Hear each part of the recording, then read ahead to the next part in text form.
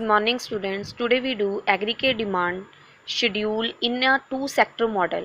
Aggregate demand schedule ਜਾਨੀ ਕੁੱਲ ਮੰਗ ਦੀ ਸੂਚੀ ਕਿਹੜੇ ਸੈਕਟਰ 'ਚ ਕਰਨੀ ਹੈ ਟੂ ਸੈਕਟਰ ਮਾਡਲ ਦੇ ਵਿੱਚ। ਟੂ ਸੈਕਟਰ ਮਾਡਲ ਕਿਹੜਾ ਹੁੰਦਾ ਜਿਹਦੇ 'ਚ ਓਨਲੀ ਟੂ ਸੈਕਟਰ ਲਏ ਹੋਣ, household sector and producer sector ਲਏ ਹੋਣ। ਤੇ ਜਦੋਂ ਆਪਾਂ ਇਹਦੇ ਵਿੱਚ ਐਗਰੀਗੇਟ ਡਿਮਾਂਡ ਨੂੰ ਸ਼ੋ ਕਰਨਾ ਤਾਂ ਕੰਜ਼ੰਪਸ਼ਨ ਪਲੱਸ ਇਨਵੈਸਟਮੈਂਟ ਹੋਊਗੀ, ਠੀਕ ਹੈ, consumption plus investment. So aggregate demand is dependent upon level of income and employment. इत्थे aggregate demand कित्ते depend करती है? Income and employment ते। Income and employment ते depend करती है। Higher the level of income, higher the demand, जिन्नी ज़्यादा income ज़्यादा होगी उन्नी ही demand ज़्यादा होगी, और जिन्नी ही income घट होगी demand भी उन्नी घट होगी, ठीक है। Next there are some points.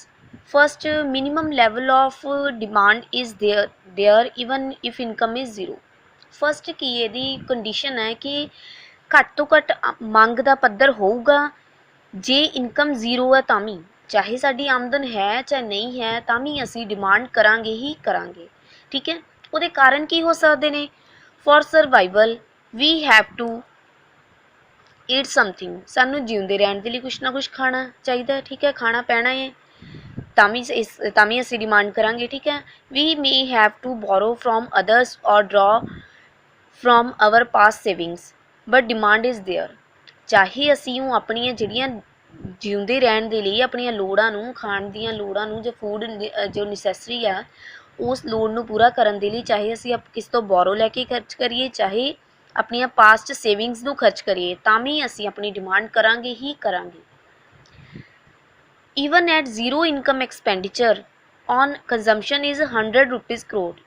इतना 100 rupees crore ਤਾਂ ਟੇਬਲ ਦੇ ਵਿੱਚ ਆਪਾਂ ਜਸਟ ਲੈਟ ਕੀਤਾ, ਬਟ ਇਹਦਾ ਮੀਨਿੰਗ ਇਹ ਹੈ ਕਿ ਜਦੋਂ ਇਨਕਮ ਜ਼ੀਰੋ ਹੈ ਤਾਂ ਵੀ ਐਕਸਪੈਂਡੀਚਰ ਕੁਛ ਨਾ ਕੁਛ ਕੀਤਾ ਜਾਊਗਾ ਕੰਜ਼ੰਪਸ਼ਨ 'ਤੇ। ਕਿਉਂ ਕੀਤਾ ਜਾਊਗਾ? For the survival.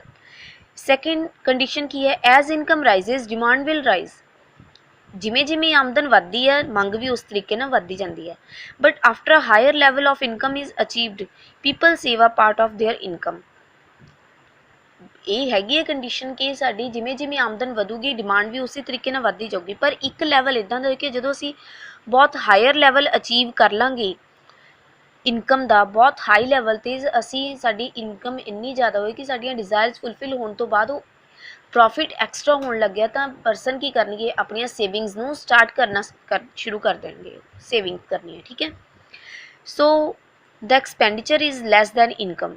ਜਦੋਂ ਇਨਕਮ ਦਾ ਹਾਇਰ ਲੈਵਲ ਅਚੀਵ ਹੋ ਗਿਆ ਤਾਂ ਇਨਕਮ ਕੀ ਹੋ ਜੂਗੀ? ਜ਼ਿਆਦਾ ਹੋ ਜੂਗੀ, ਠੀਕ ਹੈ, ਔਰ ਐਕਸਪੈਂਡੀਚਰ ਘਟਣ ਲੱਗ ਜੂਗਾ।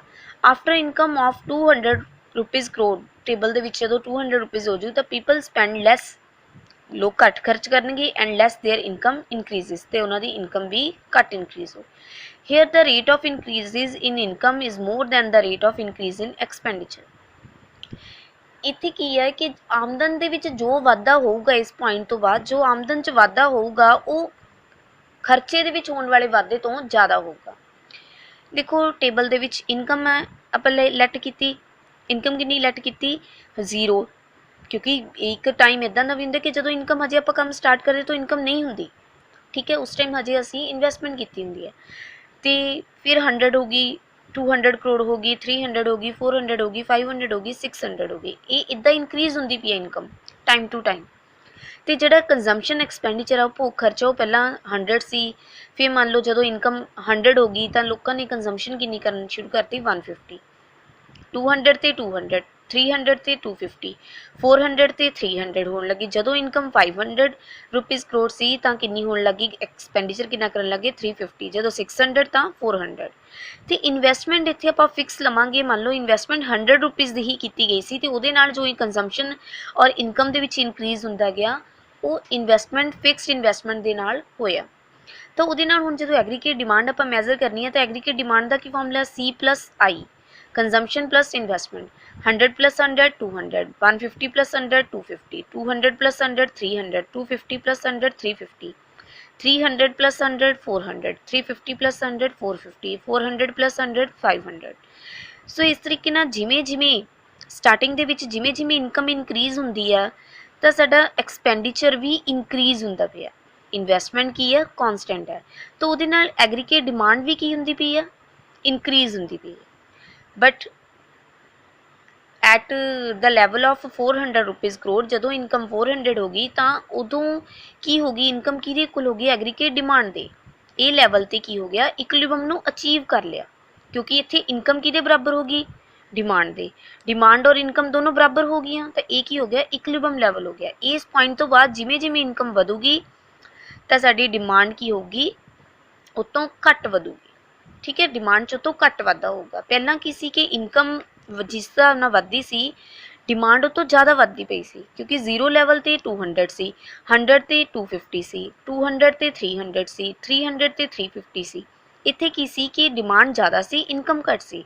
ਬਟ ਇੱਕ ਲੈਵਲ 'ਤੇ ਡਿਮਾਂਡ ਔਰ ਇਨਕਮ ਆਪਸ 'ਚ ਬਰਾਬਰ ਹੋ ਗਈਆਂ। ਉਹ ਲੈਵਲ ਤੋਂ ਬਾਅਦ ਅਚੀਵ ਕਰਨ ਤੋਂ ਬਾਅਦ ਜਦੋਂ ਇਨਕਮ ਇਨਕਰੀਜ਼ ਹੋਊਗੀ ਤਾਂ ਡਿਮਾਂਡ ਉਹ ਤੋਂ ਘੱਟ ਇਨਕਰੀਜ਼ ਹੋਊਗੀ। ਠੀਕ ਹੈ, ਇਕੁਇਲਿਬਰਮ ਲੈਵਲ ਤੋਂ ਉੱਪਰ ਐਗਰੀਗੇਟ ਡਿਮਾਂਡ ਕੀ ਹੈ, greater then income.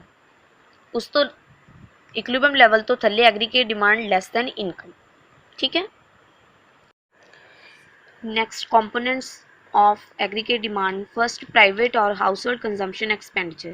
Private consumption expenditure is the total expenditure incurred on goods and services for the consumption by all the households of the country. Private consumption expenditure ਕੀ ਹੈ ਕਿ ਉਹ ਕੁੱਲ ਖਰਚਾ ਹੈ ਜਿਹੜਾ ਕਿ ਸਾਰੀਆਂ ਵਸਤੂਆਂ ਤੇ ਸੇਵਾਵਾਂ ਤੇ ਕੀਤਾ ਜਾਂਦਾ, ਕਿਹਨਾਂ ਦੁਆਰਾ, ਸਾਰੇ ਪਰਿਵਾਰਿਕ ਖੇਤਰ ਦੁਆਰਾ। ਇੱਕ ਦੇਸ਼ ਦੇ ਹਾਊਸਹੋਲਡ ਸੈਕਟਰ ਵੱਲੋਂ ਜਿੰਨਾ ਵੀ ਗੁੱਡਸ ਐਂਡ ਸਰਵਿਸਿਜ਼ ਤੇ ਕੁੱਲ ਖਰਚਾ ਕੀਤਾ ਜਾਂਦਾ ਉਹ ਕੀ ਆ, private consumption expenditure.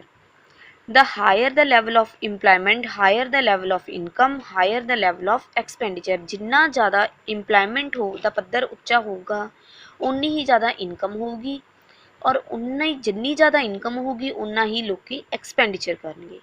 If personal disposable income is more, the volume of consumption is also higher. ਜਿੰਨਾ ਪਰਸਨਲ ਡਿਸਪੋਜ਼ੇਬਲ ਇਨਕਮ ਜ਼ਿਆਦਾ ਹੋਊਗੀ, ਇਕੱਲੇ ਵਿਅਕਤੀ ਦੀ ਇਨਕਮ ਜੇ ਜ਼ਿਆਦਾ ਹੋਊਗੀ ਤਾਂ ਉਨਾ ਹੀ ਕੰਜ਼ੰਪਸ਼ਨ ਦਾ ਵੋਲਿਊਮ ਵੀ ਕੀ ਹੋਊਗਾ, ਜ਼ਿਆਦਾ ਹੋਊਗਾ, ਉਨਾ ਹੀ ਖਰਚ ਜ਼ਿਆਦਾ ਕੀਤਾ ਜਾਊਗਾ ਆਮ ਪਬਲਿਕ ਦੁਆਰਾ।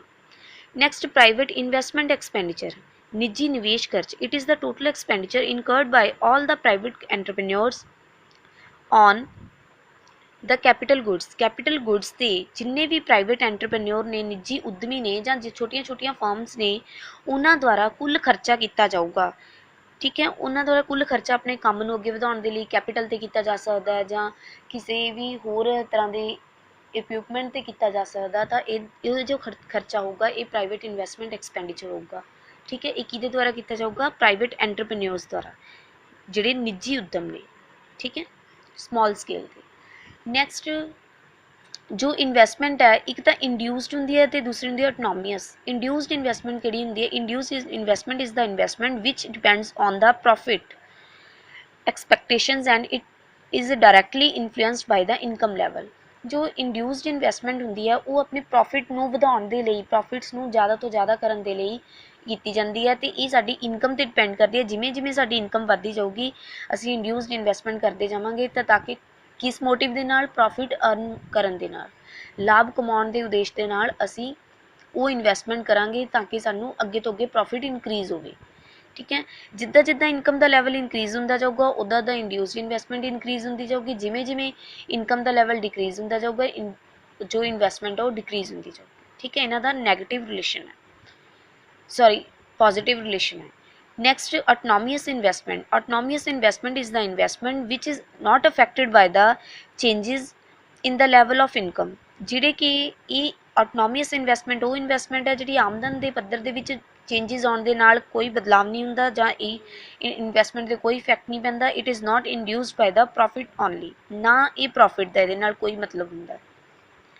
Generally, autonomous investment are made by government on infrastructure activities of the state. ਜਿਹੜੀ autonomous investment ਕੀਤੀ ਜਾਂਦੀ ਹੈ ਉਹ ਗਵਰਨਮੈਂਟ ਦੁਆਰਾ ਕੀਤੀ ਜਾਂਦੀ ਹੈ ਇਨਫਰਾਸਟਰਕਚਰ ਐਕਟੀਵਿਟੀਜ਼ ਨੂੰ ਕਰਨ ਦੇ ਲਈ। ਠੀਕ ਹੈ, ਇਨਫਰਾਸਟਰਕਚਰ ਐਕਟੀਵਿਟੀਜ਼ ਜਿੱਦਾਂ ਰੋਡ ਹੋ ਗਏ ਜਾਂ ਐਜੂਕੇਸ਼ਨ 'ਤੇ ਹੋ ਗਿਆ, ਹੈਲਥ 'ਤੇ ਹੋ ਗਿਆ, ਜਾਂ ਹੋਰ ਜਿੰਨੀਆਂ ਵੀ ਇੰਸਟੀਟਿਊਸ਼ਨ ਵਗੈਰਾ ਨੇ ਉਹਨਾਂ 'ਤੇ ਖਰਚ ਕਰਨ ਨੂੰ ਹੋ ਗਿਆ। ਠੀਕ ਹੈ, next, government consumption expenditure. This is the expenditure of a welfare government to purchase various goods and services to add to public welfare.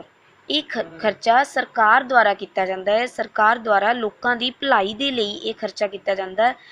ਤੇ ਇਹ ਖਰਚਾ ਕਿਸ ਵੇ ਦੇ ਨਾਲ ਕੀਤਾ ਜਾਂਦਾ ਹੈ? ਗੁੱਡਸ ਤੇ ਸਰਵਿਸਿਜ਼ ਨੂੰ ਖਰੀਦਿਆ ਜਾਂਦਾ ਹੈ, ਠੀਕ ਹੈ, ਤਾਂ ਕਿ ਆਮ ਲੋਕਾਂ ਦੀ ਭਲਾਈ ਹੋ ਸਕੇ, ਉਹਨਾਂ ਨੂੰ ਘੱਟ ਰੇਟ ਤੇ ਦਿੱਤਾ ਜਾ ਸਕੇ, ਠੀਕ ਹੈ। Next, net exports. It is the difference between export and imports of the goods and services. Net export ਕੀ ਹੈ?